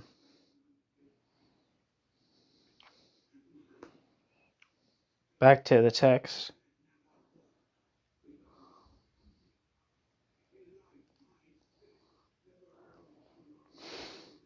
In any case, this shows that opposition to Stalin did exist and was actually able to reveal itself. At the Congress and afterwards, there took place a further strengthening of Stalin's despotism. The party's organs were given a new structure, the control organs were made accountable to the Central Committee, and in the summer of 1934, the OGPU was abolished, its functions being transferred to the People's Commissariat for Internal Affairs, NKVD. In practice, this consolidated Stalin's personal control over the state security organs and the entire apparatus for imposing penalties by administrative means. The post of General Secretary of the party's Central Committee was actually abolished at the 17th Congress because of his commanding role in the party and state apparatus. Every opposition was crushed. This was to a large extent facilitated by the last party purge. All the same, members of the party's old guard might always form a potential nucleus for opposition. From time to time, Trotskyist leaflets were distributed among the youth. In Moscow, Leningrad, and Kiev, the Bulletin of the Opposition, edited by L.L. Sadov Trotsky, was passed from hand to hand. Stalin and Stalin's circle continued to spread the idea of a special danger from world Trotskyism as a variety of fascism, as the advanced detachment of the world counter-revolutionary bourgeoisie. After the murder of Kirov, Stalin went over to the physical extermination of the party's old guard. Under these conditions of terror and lawlessness, attempts were still made to resist repression. We know that during the June 1937 plenum of the Central Committee, G.N. Kaminsky and I.A. Piatnitsky spoke out against it.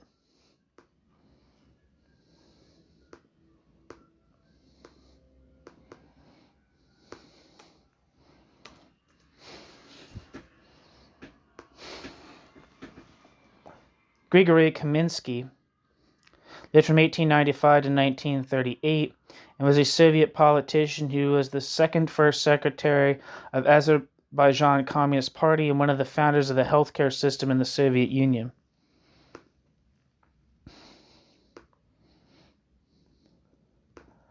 Now I'm going to look up I.A. Piatnitsky.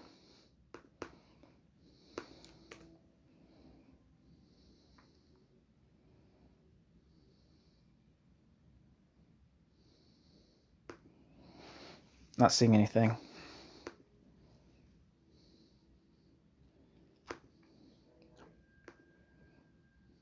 This guy might be who's being referred to. There's an Osip Aronovich Piatnitsky who lived from 1832 to 1938 and was a Russian revolutionary and Soviet politician. Osip Piatnitsky is best remembered as head of the International Department of the Communist International during the 1920s and early 1930s, a position which made Piatnitsky one of the leading public faces of the international communist movement. Back to the text. We know that during the 1937 plenum of the Central Committee, G.N. Kaminsky and I.A. Piatnitsky spoke out against it. After both had been politically discredited and arrested by the party's Control Commission, a statement was sent by M.F. Shkiryatsov, by the secretary of the Krasno-Gvardeysk District Committee of the party, Mikhailov, about the anti-party counter-revolutionary conduct of Piatnitsky and Kaminsky.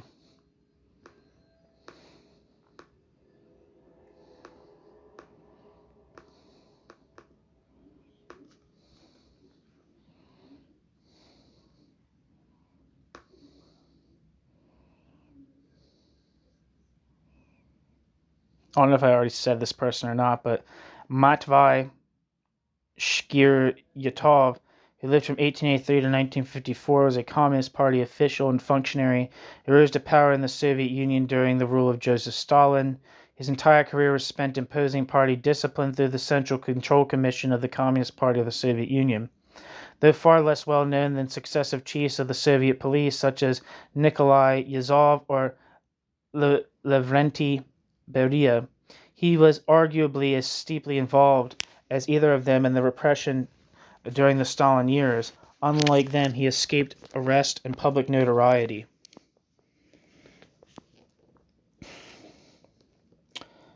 Back to the text. After both Kaminsky and Piatnitsky had been politically discredited and arrested by the party's Control Commission, a statement was sent to M.F.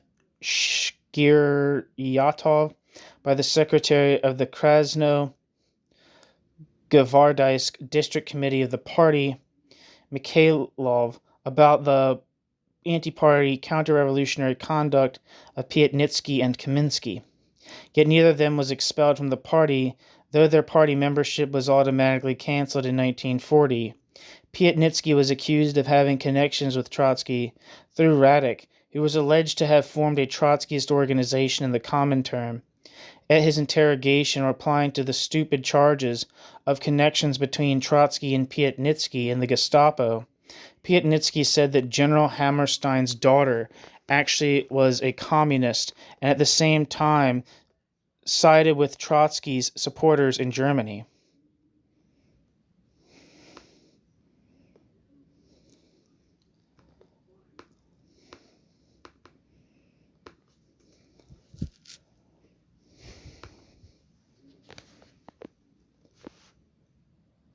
Wikipedia says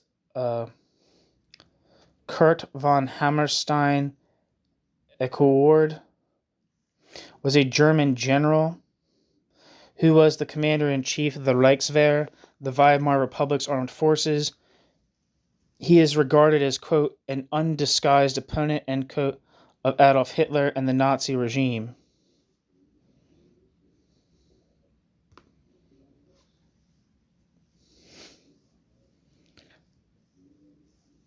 Back to the text. G.N. Kaminsky was accused of forming a terrorist right Trotskyist organization in the People's Commissariat for Health. Both men were shot.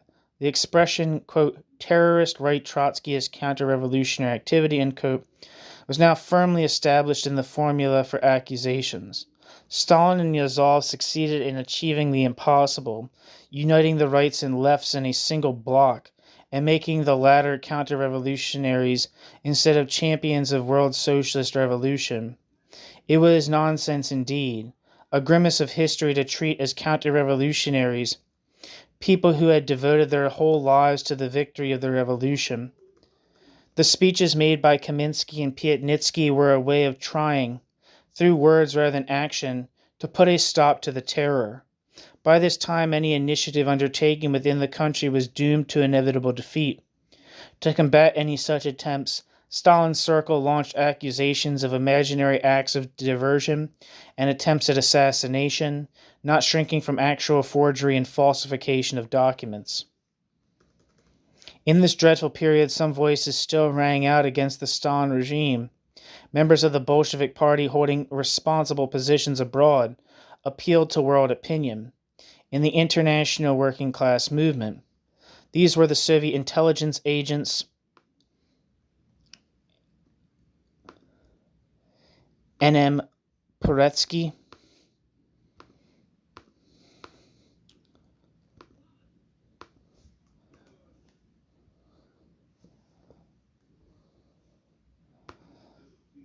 I. Rice, and Vijay Krivitsky, Walter, Samuel Ginsburg.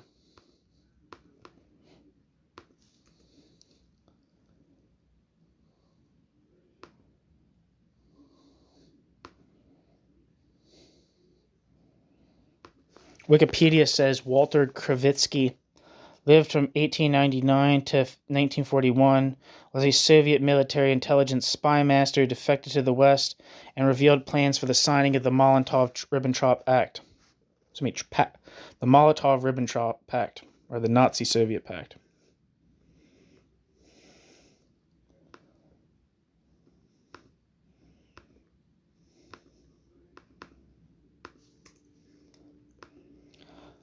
And also the diplomats A. Barmine,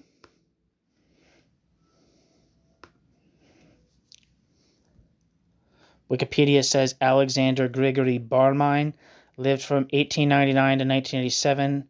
Most commonly known as Alexander Barmine, was an officer in the Soviet Army and diplomat who fled the purges of the Joseph Stalin era for France and then the United States, where he served the U.S. government, including the OSS, VOA, and USIA, and also testified before congressional committees, including the SISS.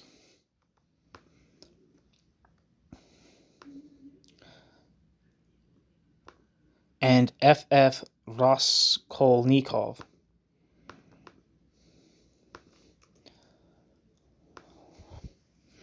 According to Wikipedia, Fyodor Raskolnikov lived from 1892 to 1939, real name Fyodor Ilyin, and was an old Bolshevik politician, participant in the October Revolution, writer, journalist, commander of Red Fleets on the Caspian and the Baltic during the Russian Civil War, and later a Soviet diplomat.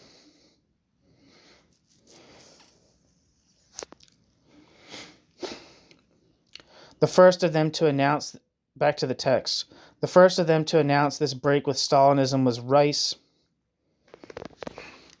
In the summer of 1937, he sent a letter to the party's Central Committee in which he said he was going back to the representatives of the Fourth International, meaning Trotsky.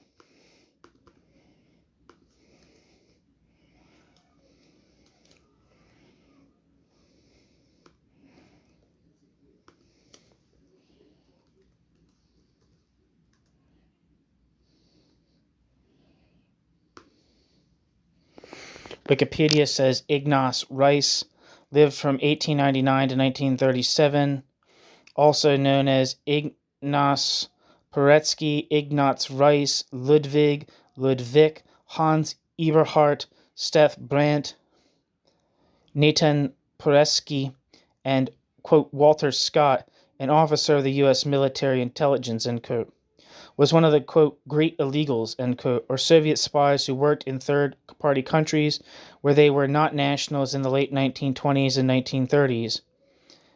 Ignacy Rice was known as a Nevozvrashchenik, unreturnable. An NKVD team assassinated Ignaz Rice on the 4th of September 1937 near Lucerne, Switzerland, a few weeks after he declared his defection in a letter addressed to Joseph Stalin. Ignacy Rice was a lifelong friend of Walter Krivitsky. His assassination influenced the timing and method of Whittaker Chambers' defection a few months later.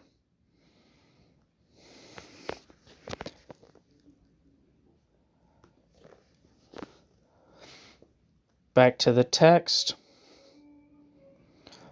In the summer of 1937, Ignaz Rice sent a letter to the party's Central Committee in which Ignaz Rice said he was going back to the representatives of the Fourth International, meaning Trotsky. Quote, back to Lenin, end quote, was, in short, the leitmotif of his declaration. Krivitsky issued to the international working-class press a call against Stalin's actions. Barmine addressed himself to the committee which was investigating the Moscow trials. The loudest echo was obtained at the time by Raskolnikov, who wrote an open letter to Stalin.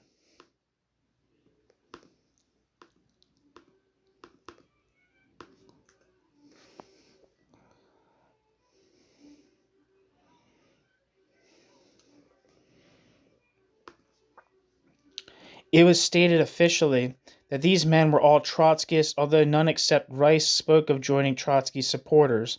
The attempt was made to brand them as traitors and betrayers of socialism, just as had been done with Ryutin and Trotsky in their time.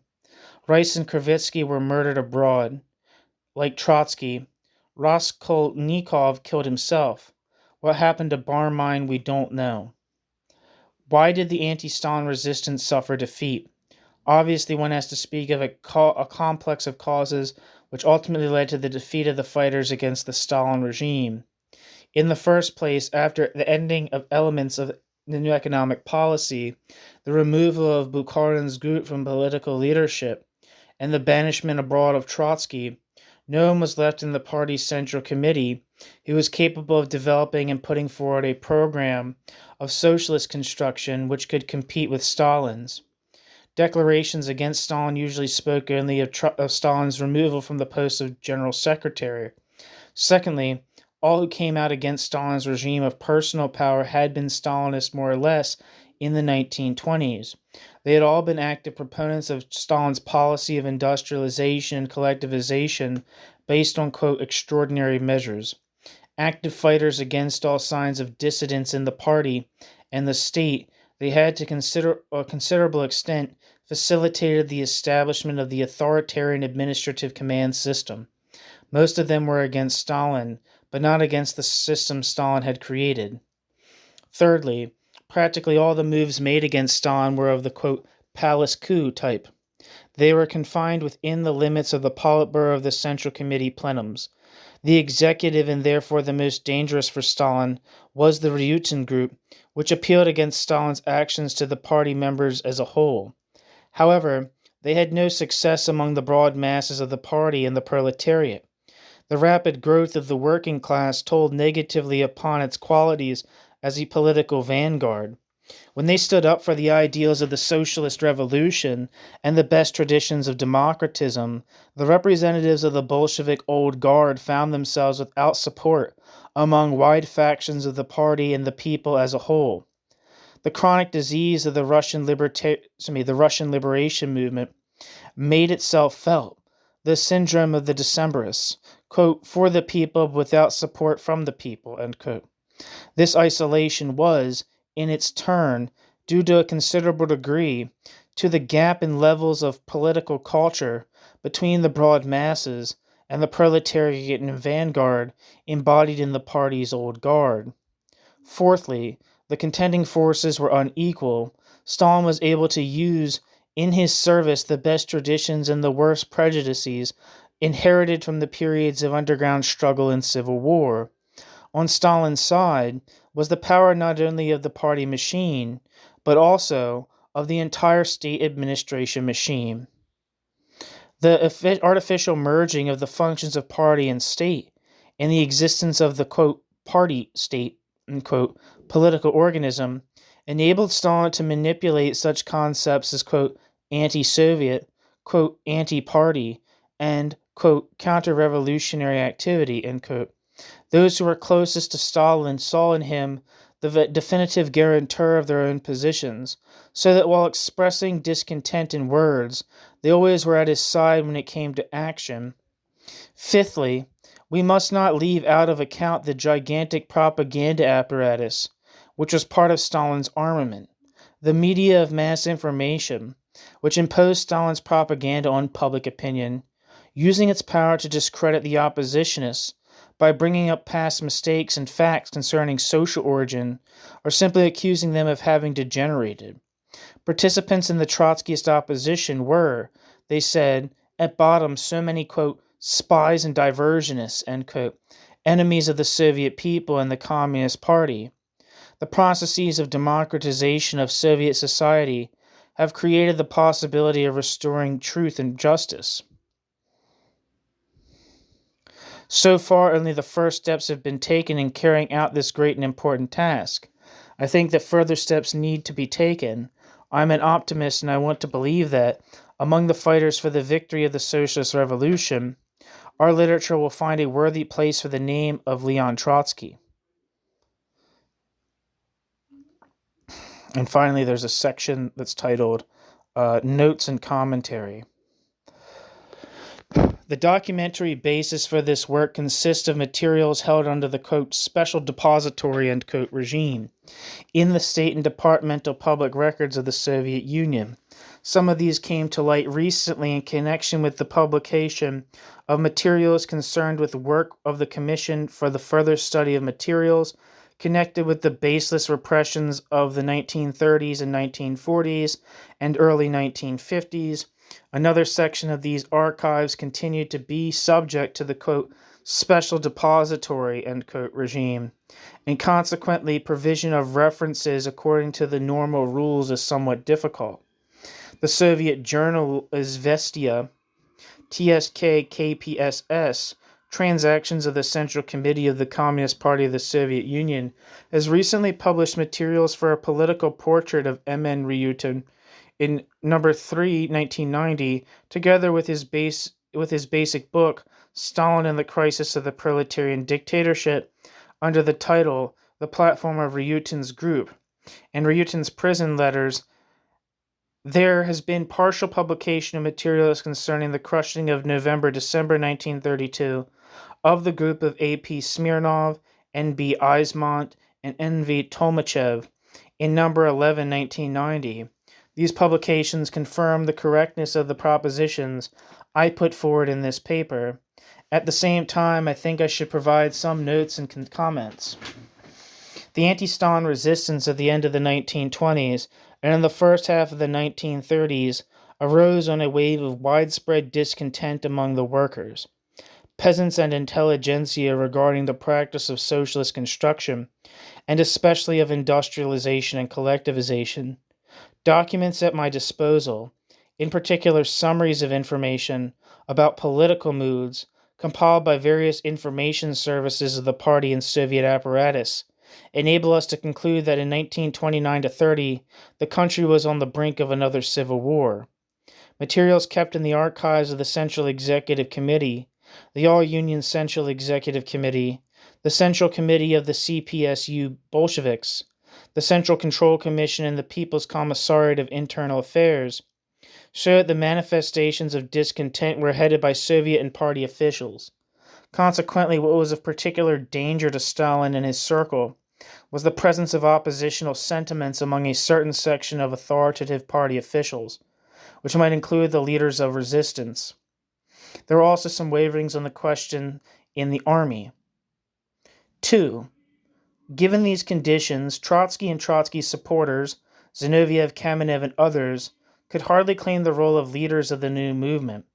On the one hand, Trotsky, Zinoviev, and Kamenev had been thoroughly discredited by the Stalinist leadership during the political struggle of the 1920s. An absolute majority of the oppositionists were in prison or exile, while those still at liberty were under constant surveillance of the OGPU. There were also OGPU agents in Trotsky's immediate entourage. This is proved by materials held by the Central Executive Committee of the USSR relating to the cancellation of Trotsky's Soviet citizenship. 3. The struggle against the political opposition in the USSR was carried on the leadership of the Central Control Commission and the OGPU.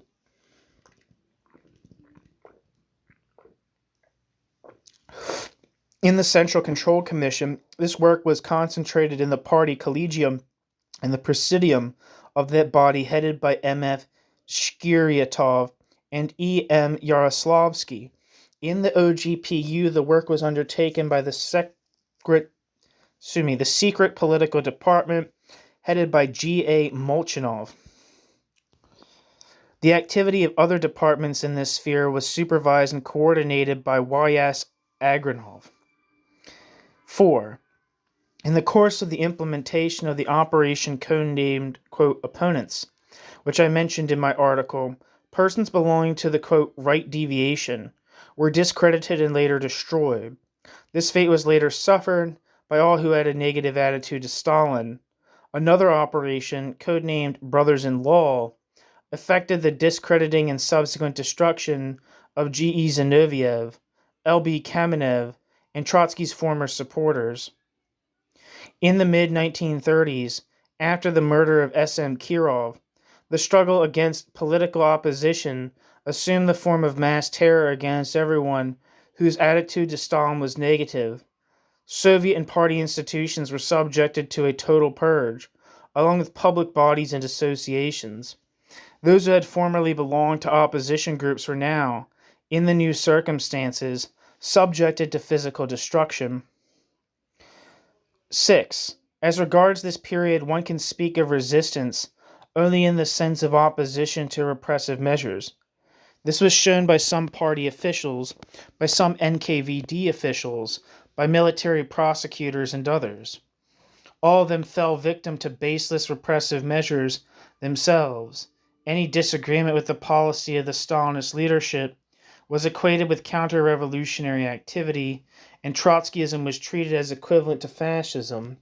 Evidence of this is to be found in the guidance documents of the NKVD issued at the time. There can be no talk of organized resistance to these processes under such conditions. This article appears without scholarly apparatus, owing to the nature of the sources on which it is based. The end. Thank you so much for listening.